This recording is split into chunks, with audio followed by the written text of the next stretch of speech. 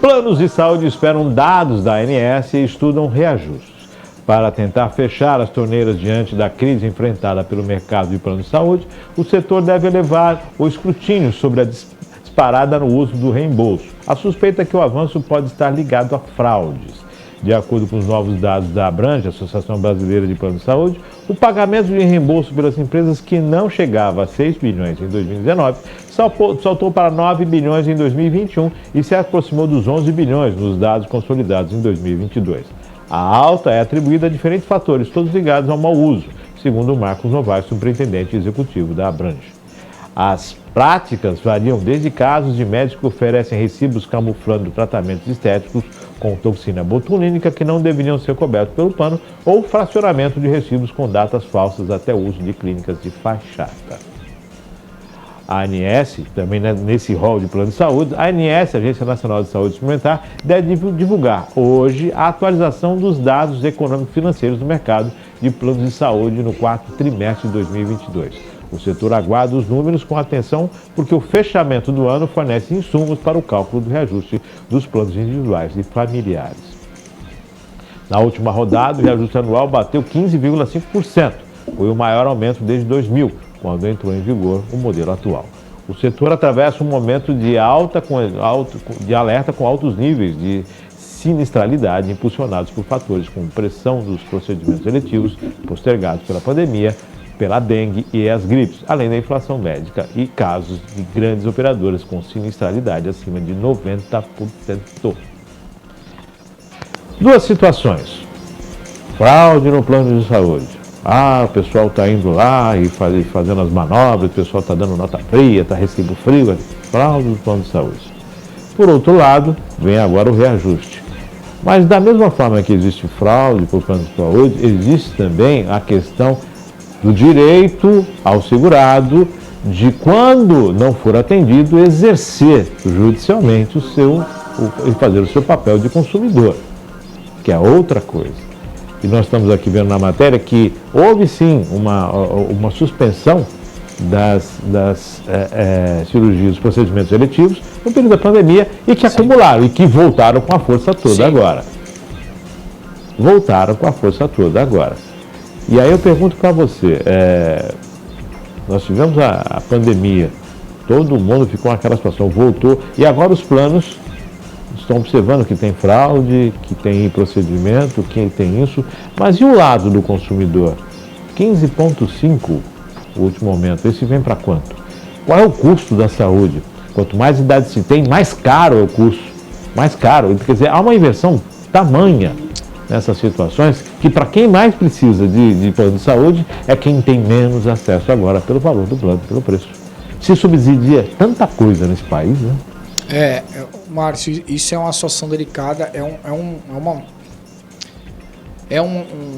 um assunto que precisa urgentemente ser colocado na mesa e discutido, uma reestruturação geral, porque eu entendo que é um efeito cascata.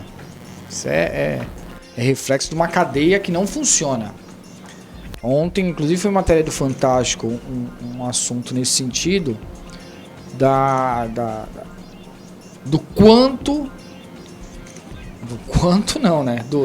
Alguns exemplos de fraude, mas gigantesca, durante o período de pandemia no sistema SUS. Então, cidades, por exemplo, em que você tem 7 mil habitantes, você tem 50 mil atendimentos de Covid. Vai falar o quê? Que o camarada saía da cidade vizinha para ir ser atendido lá? É claro que não. Erro de digitação. Cara, sabe, umas conversas que...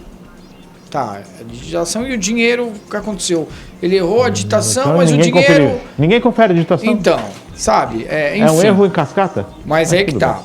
A gente tem um problema, que o dinheiro na rede SUS, ele é muito mal empregado. Quando eu digo mal empregado, é de gestão, não é na parte de fraude, na parte de corrupção. Eu digo mal empregado de fato.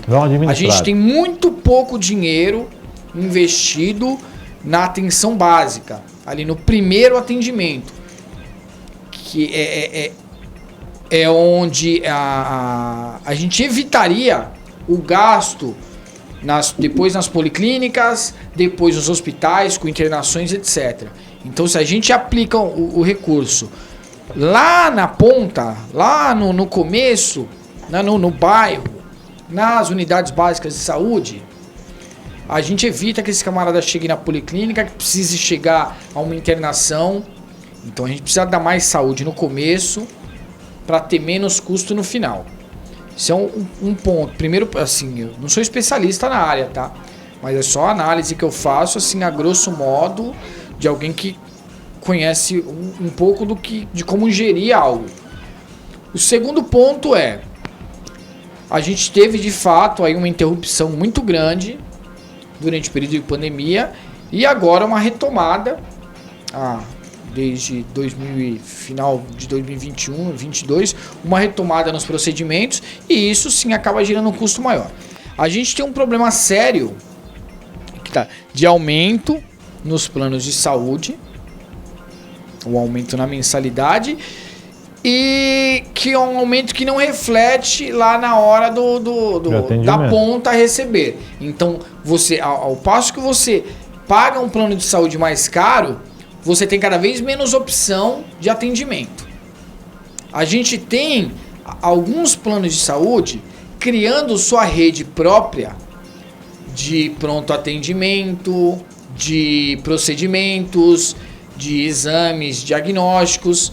E aí eles descredenciam as demais clínicas para fazer um atendimento próprio dele. Só que quando você tenta fazer o atendimento próprio para ele, um exame que você precisa que saia o quanto antes, leva um mês para você realizar. Aí depois mais uma semana para o resultado ficar pronto.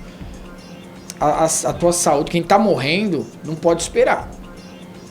Agilidade necessária. Então, você tem todo um transtorno, que aí realmente você tem um seguro saúde, você vai lá, você paga do seu bolso e depois pede o reembolso.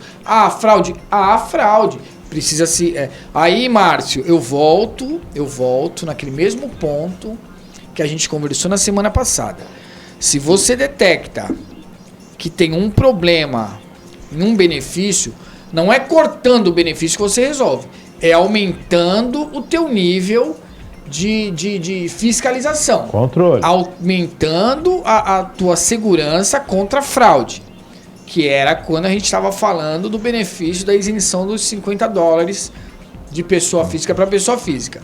Não, mas tem muita fraude. Opa, tem muita fraude, então eu estou alegando que eu sou incompetente para evitar fraude. Se eu sou incompetente para evitar fraude, eu não posso penalizar o benefício de quem não frauda. Você está fazendo um comparativo com a taxação dos Exato. $50 da importação.